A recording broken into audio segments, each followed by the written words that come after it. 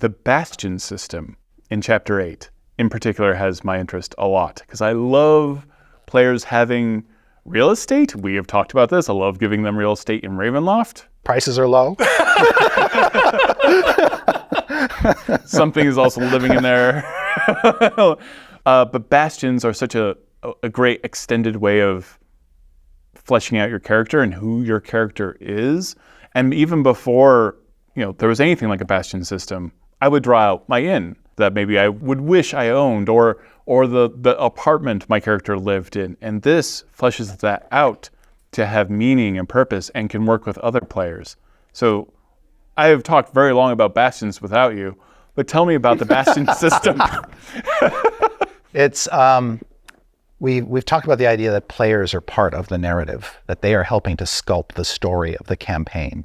And bastions are a way for them to kind of double down and become invested in the setting by saying, this piece of the setting is mine. Yeah, that's exactly it. It's sort of a turning the tables thing again, where in the Bastion, the player has creative control. The Bastion is not a knife that the DM can use to hurt the player. Yes. By design. It's off limits for the Dungeon Master. And this is honestly a taste of being a Dungeon Master. You are making NPCs for yourself. You are describing a location for yourself.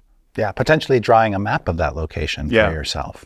And with Bastions, you continue your career as a character, but the Bastion can always happen. It doesn't have to happen in game. This can happen outside of the game. That's right. I think that one of the keys to the Bastion's success is it does not interfere with your life as an adventurer. The characters carry on with their adventuring careers, and these Bastions are operating.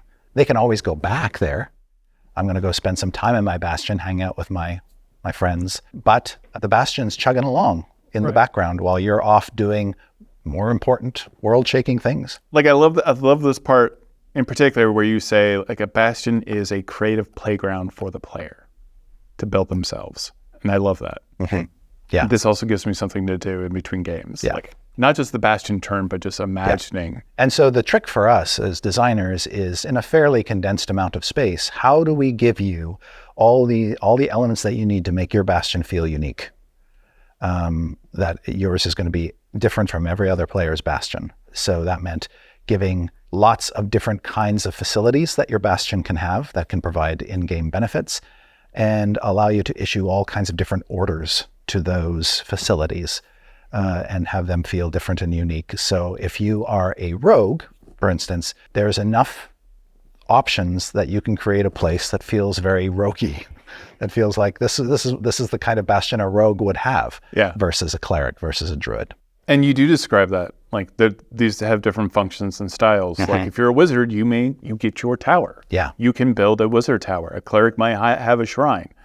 There might be a meditation space for a monk. And then there's room to have things that, actually you wouldn't think your character would want. Right. The benefits are so tempting and cool that you kind of want it. Yeah. And so you might be a wizard who has a theater or a pub. Let's talk about the future of Bastions beyond what's just here. In the same way that Waterdeep Dragon Heist has the opportunity for the players to acquire a tavern at the beginning of the adventure, future adventures can interact with the Bastion rules by giving characters spaces of their own.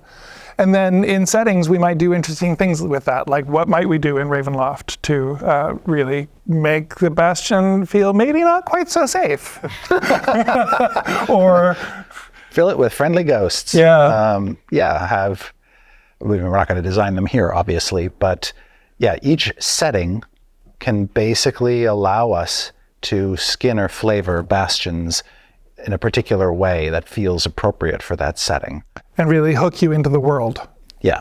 Currently, I'm thinking of ways to use the Bastion system because my wife's main character, Whittle, killed Strahd and somehow ended up being in charge of Ravenloft. I'm like, ooh, what are the Bastion turns for having to own Castle Ravenloft? Right, yes. And what a curse that has to be. Yes, in the normal world, you wouldn't consider like a graveyard a facility for a Bastion, but in Ravenloft you might. Totally would. The harvest order.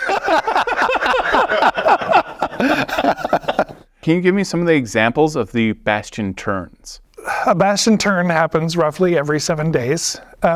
And when that happens, if characters are in their bastion, they give an order to each of their facilities. They can give an order to craft something, to empower something, to harvest something, to maintain something, or to recruit someone or something, or research or trade.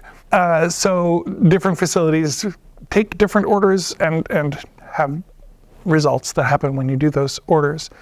If you're not there and can't communicate with your hirelings, the whole bastion does the maintain order, which is when you roll to see if an event happens that gives the characters an opportunity to tell a story about their bastion. Even if all is well, there's an opportunity to tell a story about how all is well at the bastion back home. That's right. And a DM has flexibility based on where the campaign's at to accelerate or decelerate how often bastion turns happen. And in some cases, the players might clamor for a bastion turn because they're angling to do something specific in the game, and the DM will say, "Great, let's stop here, take a bastion turn," or "We're going to play out this session, and then y'all going to go home, have your bastion turn, and then come back the next session and tell me what y'all did." Yeah. I really love that idea of starting a session with not just a recap of what happened last session, but also, and what's been going on in your bastions. And you have the opportunity to combine your bastions with other players. So you could have your own separate space, you could have your own separate wizard tower, or you could basically build a stronghold almost together, or a facility. Yes, you can combine your bastions into a larger structure over which each of you still maintain control over your specific facilities and sections, but there is some benefit. And these all have basic facilities like bedrooms, dining rooms, parlors. They can have a kitchen, storage. You go over all of that, the amount of space that this all requires. You also have, adding basic facilities, you have the cost of what it is to add these items if you wanted them. So there's, again, the aspirational kind of like, okay, I know this is going to take 20 days, 45 days. I know the gold piece value of what I would need to do to add this on to my home base, my bastion. Yeah, right. Yeah. One of the things that people have been saying a lot over the last 10 years is, I'm not sure what my characters are supposed to do with their money. Yeah. This is one answer to that. If you just want to expand the map that you've drawn of your bastion and add more basic facilities to it, you can sink money into it to do that. That said, the special facilities that you get are unlocked by your level. So, and those just fall like manna from heaven. When you achieve a certain level, you can add another facility to your bastion, and it's just becomes a feature of the bastion at no gold piece cost to you.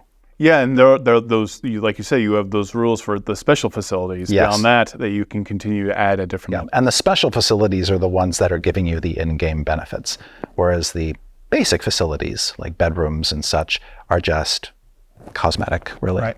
So again, the orders that you can basically issue on a bastion turn are craft, empower, harvest, maintain, recruit, research, and trade. And you have hirelings that can do all of this for you. Yes. So there are 29 special facilities that your bastions can have. Right. When your character is level 5, you start off with 2 special facilities. And that goes up to 4 at level 9, and then 5 at 13, and 6 at 17. So from that list of 29, an individual bastion will never have more than 6. So it doesn't just have to be like an arcane study. It doesn't just have to be an armory. It can be several of these all combined in there. Yeah. Yeah, for like its own separate identity. Right. So when I build my wizard tower at level 5, I might have an arcane study and a garden. And then within certain special facilities, there's even some built-in flexibility to customize.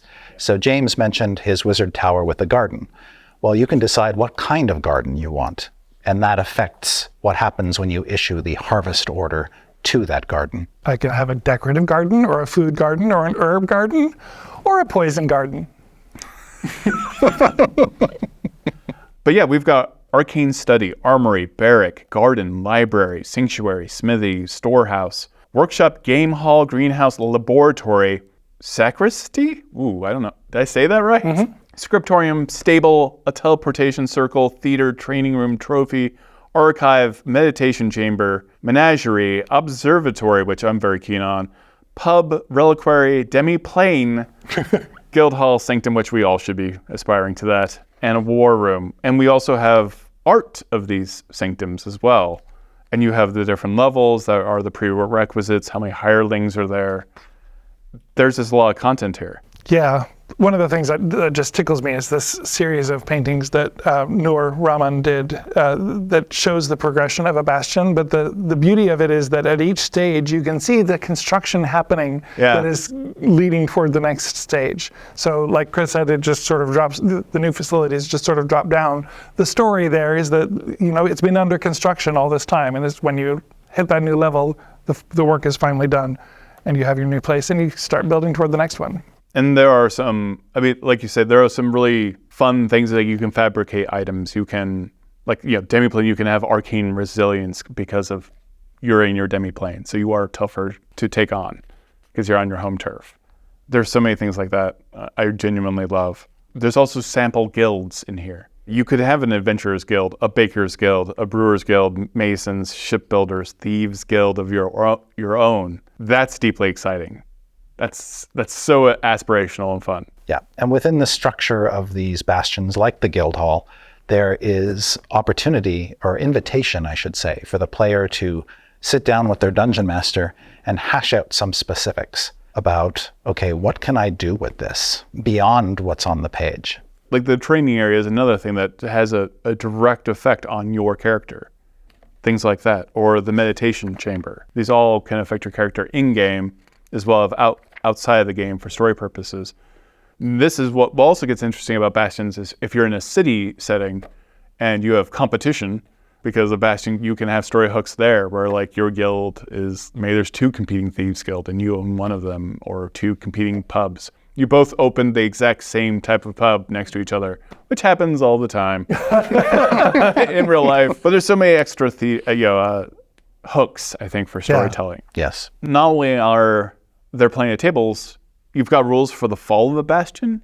If the players maintain their bastions, it's not likely to happen. The one cataclysmic event that might befall your bastion is if you're mucking around with the deck of many things. Because if you draw the ruin card, bye-bye bastion. But that's, But that's another story. That's another story. One that doesn't come up too often, thank goodness. And there's a bastion tracker. Yes, a sheet that you can give to the players so that they can keep track of all the facilities in their bastion and other important information about what's happening there and who's operating there. Thank you so much. I'm very excited for Bastions, and have a great day. Thank you for adding this to the DMG. This is really exciting. Yeah, we hope players dig it. We hope dungeon masters have fun baking their players' bastions into their greater campaigns. Yeah, I'm really excited about the story possibilities. Thank you so much for watching. Every week leading up to the brand new 2024 Dungeon Master's Guide, we'll have new videos and premieres telling you more about the book. To pre-order the 2024 Core Rulebooks digital physical bundle, click on the links in this video description and find out more about all the pre-order bonuses, including frames, backdrops, dice sets, digital dragon art book, and the digital golden dragon mini. I'm Todd Kenrick. Thank you so much for watching. Don't forget to hit the like, the subscribe button, and also the notification button so that you're alerted when we have brand new videos about the future of D&D.